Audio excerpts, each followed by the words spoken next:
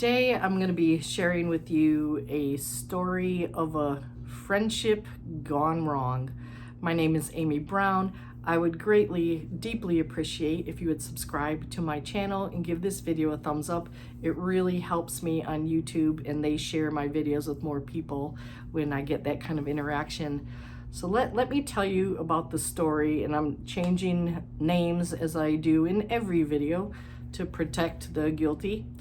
This person, I'm going to call her Nellie. So let's go with that. So I met Nellie when my first daughter was just a few months old, and we quickly became good friends. We had a lot in common. She was a new mom. She was new to that particular town. I was too. She was from the general area, but just new to that particular town.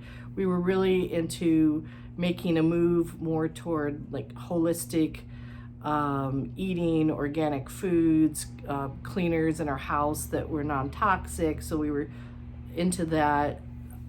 She liked to read a lot and the same kinds of books as I like to read. So we were quickly talking about all the books we were reading at the minute, and I just felt that we had a lot in common. She had two daughters that were about the same age as my daughter. So we started getting together at least once a week. We would meet at each other's homes. We would meet at parks. When her daughters when they were very young, my husband and I, we were invited to the family birthday party. I met her mom, I met her relatives. So we were definitely good friends. You don't get invited to a family, birthday party without being good friends. And I knew that she was in a play group through a mom's group. And I always thought it was a little weird that she never invited me to join that group, but I was fine with meeting her separately. Sometimes that works out better anyway. And then she became pregnant, and her other playgroup was throwing her just a real small, casual baby shower of sorts, and she invited me.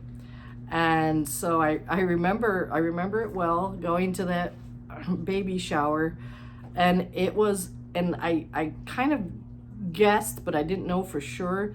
These women were all like the mean girls. The women that were in this separate play group, they were A-listers or whatever you want to call it.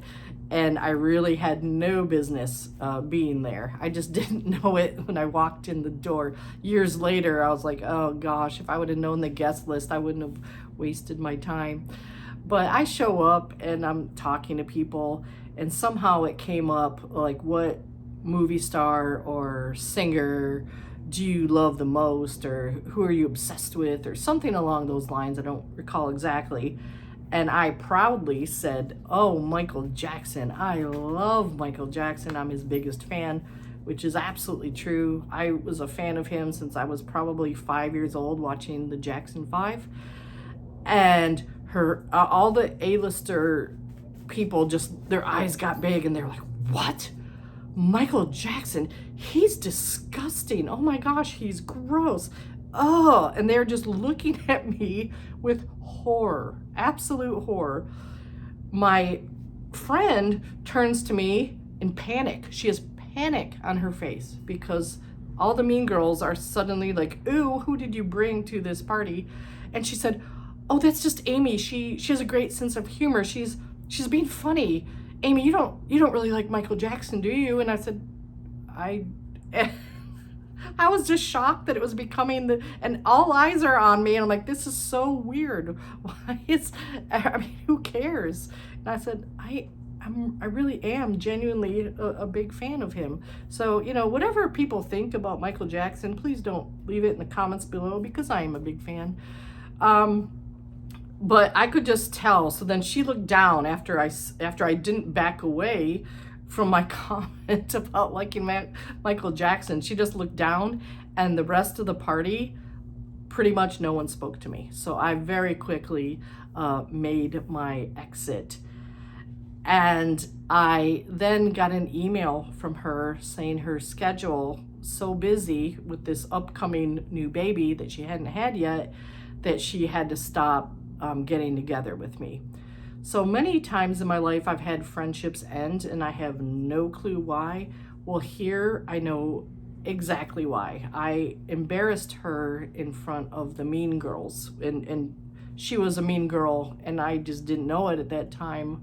I was new to the area, and so that was that. I sent her a card. I dropped off flowers when she did have her baby, and just nothing, no response. I was dead to her. My daughters went to the same elementary school as her children did, and she would have this huge Halloween party, and it was like the whole neighborhood. It was a large neighborhood.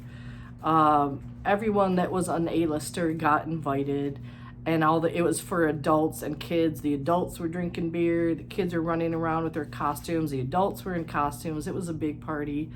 And Nellie invited, like, as far as the school, the classmates, she might have invited like 80% of the kids. The 20% that she didn't invite, they were just not cool enough to be invited to her parties. But it was just kind of sad because you'd see the decorations up for the party and your kids are asking like, oh, do you think we'll be invited? And I knew the answer. I'm like, no, we won't be invited.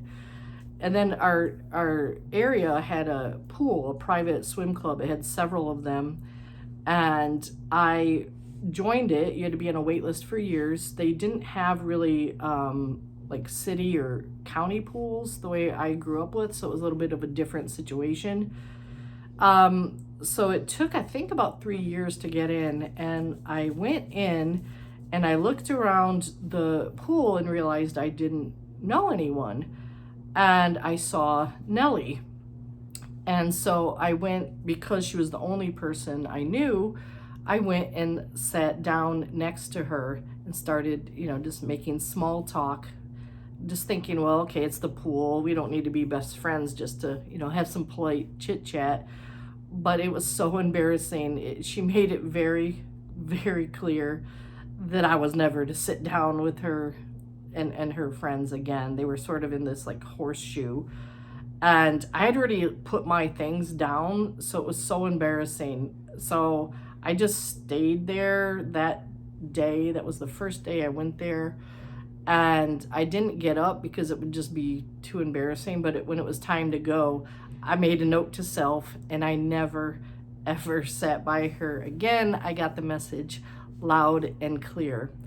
Years later, our family moved to a different community, and we were shopping at a store, and I saw her and her daughters, and me and my daughters just quickly went woo and went the other way. And as quickly as possible, I said hello and I smiled, being polite, but that's all. I mean, we weren't friends, so you don't need more than a polite greeting. And then she sent me a message and said, hey, I saw you in the store yesterday and I've been thinking about it. She's like, you looked so shocked when you saw me and you ran away. And she said, what, I thought we were friends. Like, why would you run away from me in the store? So I actually never responded to that message because I'm pretty sure whatever I said back would have just been shared with the mean girls. I don't think that message was authentic or genuine in any way. I had given her many times to redeem our acquaintance. I was going to say friendship, but just to have some basic level of camaraderie, because I would see her at the school from time to time and say hello, and I was always shut down by her. So it was only after I moved away to a different town that she reached out. I guess I was maybe somewhat safe to reach out to at that point, but it was a little late, and there is no rekindling that friendship. But it was just an interesting story because I did videos about being ghosted and what did I do wrong. This is probably the only time that I knew what I did wrong. So please drop in the comments below. If you've been dumped by a friend, have they ever let you know what it is that you did? Or do you know, they didn't have to let you know, but you know what you did. It was a really interesting end to a friendship. Thanks for watching. I appreciate you.